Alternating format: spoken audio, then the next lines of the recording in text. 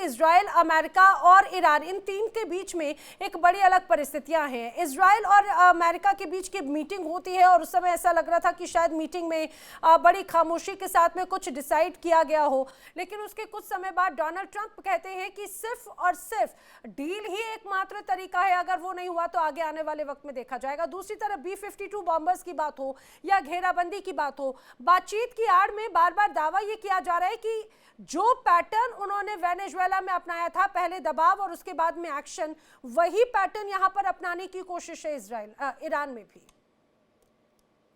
देखिए, अभी मेरे पूर्ववर्ती दोनों ने बोला, संजय सर ने और देवनाथ सर ने एक बहुत अच्छा पॉइंट बोला था। संजय सर ने कि ईरान जो है एक पुरानी सिविलाइजेशन है और वहां पर एक जो नेशनलिज्म है वो बड़ा कहते हैं ना कि जब एक पुरानी सिचुएशन होती है तो राष्ट्रवाद एक अलग लेवल का होता है। और हम देखते हैं कि हाँ, ईरान के अंदर थोड़ा बहुत उठापटक रहती हैं, चीजें बदलती बदलती रहती हैं, लेकिन एक अगर किसी तरह की कार्रवाई अमेरिका करता है तो संभावना ये भी रहती है कि जो सरकार प्रेजेंट रिजिम के अगेंस्ट लोग हैं, हो सकता है वो भी अमेरिका के अगेंस्ट खड़े हो जाएं, तो चीजें और भी ज्यादा बिगड़ सकती हैं, यानी कि खराब हो सकती हैं। हमने देखा है कि ईरान 1979 से लेके अब तक आप देखें, तब से अमेरिका के सामने कोई मजबूती से खड़ा है तो वो ईरान ही खड़ा है। 1979 में आप सोचिए, अमेरिका की एम्बेसी के लोगों को सबको उन्होंने क्या कर लिया था उस समय, करीब 12 महीने तक उनको बंदे बनाए रखा, यानी कि उनको वहां पे अपने पास रोके रखा। अमेरिकन ऑपरेशन भी चलाए लेकिन छुड़ा नहीं पाए। 95 से ईरान क्या कर रहा है, सेशन झेल रहा है, लेकिन तब भी ईरान झुकने को तैयार नहीं है। अब यहाँ मिडिल ईस्ट में क्या है कि अमेरिका के सामने अगर कोई खड़ा है या इजराइल के सामने कोई खड़ा है तो मात्र एक ही देश है, वो है ईरान। और ईरान को केवल आप ये मत समझे कि ईरान जो है आपका अमेरिका इजराइल के सामने खड़ा है, बल्कि ईरान ने एक इस्लामिक वर्ल्ड के अंदर एक कहते हैं एक उम्मीद की लोग कह सकते हैं आप, या ये कह सकते हैं कि कहीं ना कहीं पूरे विश्व को ये एक लगा है कि अगर इस्लामिक वर्ल्ड की कोई नुमाइंदगी करता है तो वो ईरान करता है। जिस प्रकार से उसने हमस या गाजा वाले मैटर में जिस प्रकार से ईरान ने उभर कर आए, तो होता ये है कि जो सुन्नी मेजोरिटी के कंट्रीज भी हैं, उनकी भी जो जनता है वो भी ईरान के फेवर में खड़ी होती है कि ईरान जो है इस्लामिक वर्ल्ड का इकलौता मात्र एक ऐसा देश है जो अमेरिका के सामने खड़े होने की जरूरत रखता है। तो ऐसी स्थिति में क्या है, तो ईरान के साथ उस तरह का पूरा इक्वेशंस, रशिया चाइना का सपोर्ट, मैं ही नहीं मानता कि ओपनली रशिया चाइना अगर कॉन्फ्लिक्ट होता है तो आ जाएंगे, लेकिन ये जरूर है कि हो सकता है कि बैकएंड से पूरी सप्लाई, और ऐसा हो भी रहा है, चीन लगातार ईरान को क्या कर रहा है, सप्लाई वेपन की कर रहा है। तो किसी तरह के कॉन्फ्लिक्ट होने में ये संभावना है कि लंबा वॉर या लंबा कॉन्फ्लिक्ट चल सकता है। इजराइल का मानना यह है नैना जी यहाँ पर कि जब तक ईरान रहेगा तब तक मैं अपनी सिक्योरिटी को लेकर सिक्योर नहीं हूँ। और जो हमारे मंसूबे हैं, मंसूबे क्या हैं कि आईमैक बने, मंसूबे क्या है कि सुएज कनाल का एक अल्टरनेट कनाल बनाई जाए जो गाजा स्ट्रिप के पास से निकले। तो बहुत सारे उनके क्या है यहाँ पर अमेरिका के इजराइल के मंसूबे हैं, वो पूरे नहीं हो पाएंगे। तो लिहाजा सबसे ज्यादा जरूरी है कि ईरान को साइड किया जाए। अब ईरान को साइड करने का बहाना क्या है, बहाना कह लीजिए, हालांकि मैं मानता हूं कि वास्तविकता भी काफी हद तक है कि ईरान ने कई बार जो अपना परमाणु संवर्धन कार्यक्रम है, यानी कि जो एक एटॉमिक इन्वेस्टमेंट होना है, वो काफी जब बड़ी मात्रा में किया और एक उस लिमिट तक भी पहुंचा ईरान जहां पर आप कह सकते हैं कि एटॉमिक वेपन बनाने के करीब भी है। और कई बार हमले झेलने के बाद भी, चाहे वो आपका डिजिटल अटैक हुए हों, यानी कि साइबर अटैक्स हुए हों, या हम और भी अटैक्स की बात करें, चाहे वो अमेरिका का B-2 बॉम्बर के द्वारा अटैक करना, उसके बाद भी ईरान के पास में अगर आप एटॉमिक वेपन बनाने की जो कैपेबिलिटी है वो खत्म नहीं कर पा रहे, तो ये स्पष्ट है कि ईरान इतना आसान या इतना इजी आपके लिए टारगेट होने वाला नहीं है। तो मुझे तो लगता है कि जो आपने कहा, बिल्कुल सही बात आपने कही कि वेनेजुएला को लेकर प्रेशर वाली पॉलिटिक्स, प्रेशर की पॉलिटिक्स तो है ही, लेकिन एक होता है कि टाइम बैरो करने की स्ट्रेटजी कह सकते हैं, टाइम को थोड़ा सा पास करने की, या ईरान को थका देने की नीति। कि ईरान इस समय बहुत एक्टिव है, जितना ज्यादा एक्टिव रहेगा, क्योंकि देखिए होता क्या है, अभी हम लोग मेरे से विद्वान बैठे हैं जो सेना के हैं, वो जानते भी हैं कि अगर आप अपनी सेना को रेडी मोड में रखते हैं तो वो भी बड़ी खर्चीला होता है। तो ईरान की इतनी कैपेबिलिटी नहीं है कि वो हर हमेशा रेडी मोड में रहे।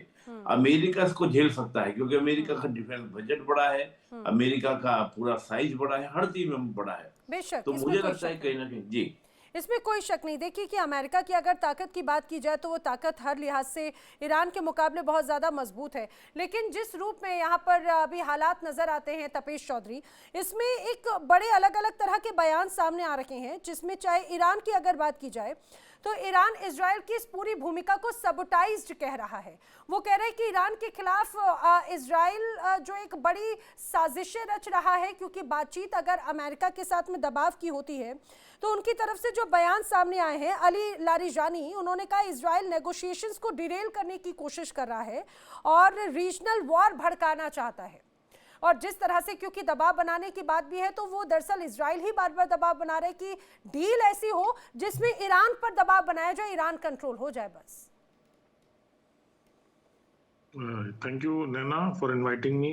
देखिए, इजराइल का जन्म जिस दिन से हुआ, ईरान ईरान ने इनिशियली रिकॉग्नाइज किया था, बट जब से थोड़ा कट्टरवादी सत्ता वहां पे आई, तब से ईरान बहुत मुखर रहा है इजराइल के बारे में, और इजराइल के अगेंस्ट में हमेशा से, चाहे वो हमास हो, हुतीज हो, और जो हिजबुल्ला हो, और ये सब जानते हैं, पूरा वर्ल्ड ओवर सबको पता है कि उनका सपोर्ट कौन करता है। तो इजराइल की एग्जिस्टेंस को ईरान ने कभी स्वीकार नहीं किया, और उनको लगता है कि ये खतरा है, जबकि दोनों के बीच में 2000 किलोमीटर का अंतर है। सरप्राइजिंग, बट सबके अलग अलग पैमाने होते हैं, अब वर्ल्ड लीडर बनने के या मुस्लिम लीडर बनने के या जो भी है।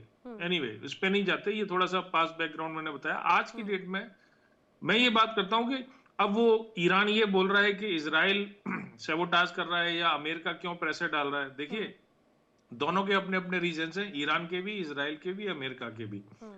अमेरिका का सबसे बड़ा रीजन तो सिर्फ फाइनेंशियल और इकोनॉमिकल है। बिल्कुल, पूरे वर्ल्ड को कंट्रोल कर लिया, ऑयल, वेनेजुएला भी कंट्रोल कर लिया, सबको मजबूर कर लिया। अब ईरान बचा है, ईरान के लिए नैरेटिव सेट करना पड़ेगा। इराक के लिए भी किया था, लीबिया के लिए भी किया था, वेनेजुएला के लिए भी किया था, तो एक नैरेटिव सेट किया जाएगा।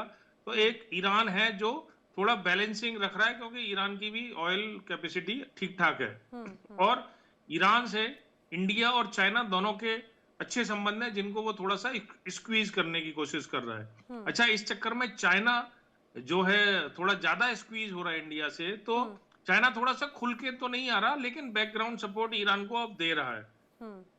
अब ईरान की जो थ्रेटन की वाली बात है, देखिए, जब अमेरिका ने बम गिराए थे, उनके बंकर बस्टर बम्स, वो सब सेटिंग थी कि तुम हमारे टारगेट पे नहीं मारोगे, और जब मारोगे तुम अपना फेस सेव करने के लिए तो मैं वहां से बंदे हटा लूंगा। तो ये सब तो उस समय की सेटिंग चल रही थी। लेकिन अब जिस तरह का गेम ऑयल का चल रहा है, क्योंकि जिस तरह की यूएस की फाइनेंशियल क्राइसिस चल रही है, ग्रोइंग बजट डेफिसिट है, 1 ट्रिलियन से ज्यादा हो गया है पर ईयर का उसका इंटरेस्ट, ठीक है, डॉलर ट्रेड से reducing, and because whole countries including European Union, some of the countries are realising कि भैया डॉलर में ट्रेड क्यों करना है। तो ये एक एनर्जी सिक्योरिटी जिसके ऊपर अमेरिका ने हमेशा सर्वाइव किया है, उसका एक गेम प्लान है। अब आते हैं इसके ऊपर कि इजराइल का नैरेटिव ईरान क्यों सेट कर रहा है। देखिए, इजराइल को सबसे ज्यादा खतरा ईरान से ही है, क्योंकि उनके जितने भी प्रॉक्सीज हैं उनसे था आज तक, और ईरान से भी है। तो ईरान की पावर बढ़ेगी तो इजराइल की एग्जिस्टेंस को खतरा है। पर देखिए, ये खतरा तो बलूचिस्तान को भी है, पाकिस्तान से बहुत सारे पीओके को भी था। मतलब इस पे नहीं जाते, बात ये करते हैं कि क्या ईरान को राइट है अपने न्यूक्लियर बम बनाने का। ये नैरेटिव है, बम तो नहीं बने मेरे हिसाब से। ये तो कितना ही यूरेनियम 400 किलो गायब हो गया हो, वो इतनी जल्दी बम नहीं बनते, चाहे बम मार दिया हो, कहीं और पे मारा हो, कुछ भी हो, ठीक है, ये नैरेटिव है। लेकिन क्या उसको न्यूक्लियर बनाना चाहिए? मेरे ओपिनियन में इस समय वर्ल्ड जिस डायरेक्शन में जा रहा है और जिस तरह की सिचुएशन जियोपॉलिटिकली बन रही है, कोई और कंट्री न्यूक्लियर पावर्ड नहीं होना चाहिए। क्योंकि आपने देख लिया, अच्छा, वो ईरान को रोज धमकी देते हैं, आपने सुना है कभी ट्रम्प को नॉर्थ कोरिया को धमकी देते हुए? कभी नहीं, बिल्कुल सही बात है। बैलिस्टिक मिसाइल, न्यूक्लियर पावर, तो इसलिए कोई बनना भी नहीं चाहिए मेरे ओपिनियन में। हो गया जो होना था। देखिए इंडिया डेली 24/7 अब आपकी स्मार्ट टीवी पर। इंडिया डेली मौजूद है सभी डिजिटल प्लेटफॉर्म पर लाइव और लगातार। इंडिया डेली 24/7 हर दिन राष्ट्र को समर्पित।